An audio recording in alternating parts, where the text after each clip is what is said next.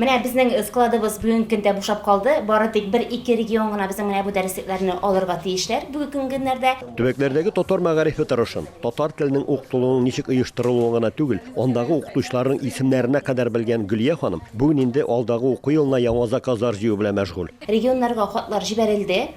Димәк, аларның заявкалары нигезендә без 2021 елда да менә шушы дәреслекләр белән бушлай тарату буенча эшебезне дәвам итәчәкбез. Узган уку елындагы сыман быел да иң күп дәреслекләр Башкортстанга, Чувашиягә һәм Ульяновск, Пенза өлкәләренә, Пермь краена озатылган. Быелгы уку елында да без декабрь айында әлегенә төбәкләргә бу уку әсбапларын җибәрдек. Барлыгы 15 меңнән артык уку әсбабы алынды. Акчалата килгәндә инде ул 7 миллионнан артык сумга алынды. Безнең чит төбәкләрдәге татар мәктәпләре уку әсбаплар белән бушлай тәэмин ителә. Бушлай тәэмин ителә. Елдагыча без үзебез өстендәге менә бу үзебез өстендә бурыч дип әйтик, республика буларак үзебез өстендәге бурычны ел сайын үтәп барабыз. Әлбәттә без Казаннан җибәрелгән китапларны гына китеп утырмыйбыз. Мәктәп җитәкчеләре белән киңәшмәләр вакытында без сөйләшәбез. Алар үзләре мәктәп акчасына китаплар сатып алалар. Чөнки татар теле буенча дәреслекләр федераль исемлеккә кергән. Бик күп китаплар кергән безнең 80-нән артык китап.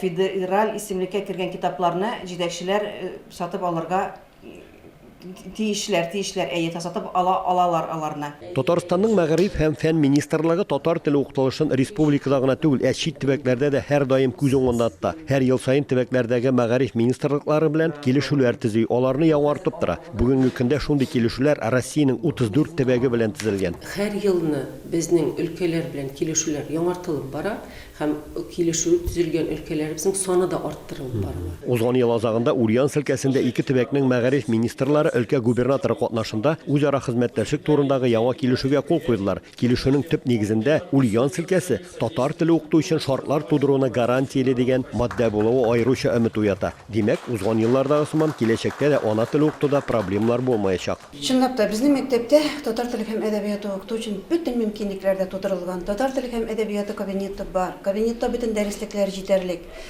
Но ата-аналарның карашы татар теленә бик үк шатландырмый шул.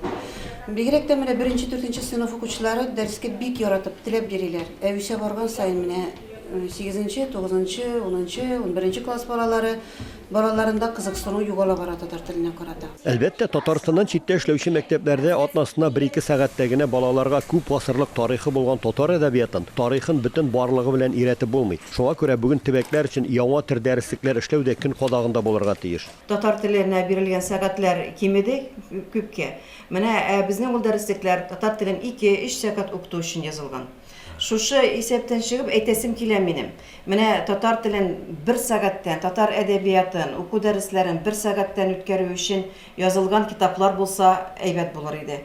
Укытучыларга менә бу китапларны, менә бу дәреслекләрне җирле шартларга яраклаштыру бик авыр. Татарстан мәгариф министрлыгының төбәкләрдә эшләүче татар мәктәпләре һәм балалар бакчалары өчен грантлар системасын булдыруында аның ана телен саклаудагы тагын бер уңай алымы дип атарга кирәк. Ул грантларның безнең татар телен саклау буенча, төрле мәдәни чаралар үткәрү буенча һәм күп кенә төрле балалар белән эшләү буенча менә шундый чаралар өчен бирелә. Быел без әлеге грант буенча яңа карар эшлибез һәм без инде аны киләсе айларда әлеге грантны алу буенча конкурс игълан итәчәкбез. Моннан тыш Татарстан хөкүмәте грантлар системасын үстереп, төбәкләрдәге татар иҗтимагый оешмаларына ел сайын 10 миллион сум күләмендә акча бүлеп бирә. Аның нигезендә урыннарда мәгариф, фән, мәдәният һәм гореф-гадәтләрне саклау тармагында байтак кына эшләр башкарыла. Узган елны татар халкының үсеш стратегиясын кабул итүдә Татарстаннан бигрәк чит төбәкләрдә гомер итүче каңкардәшләребез өчен кирәк иде. Казаннан һәм Ульяновск өлкәсеннән Рамис Сафин, татарлар.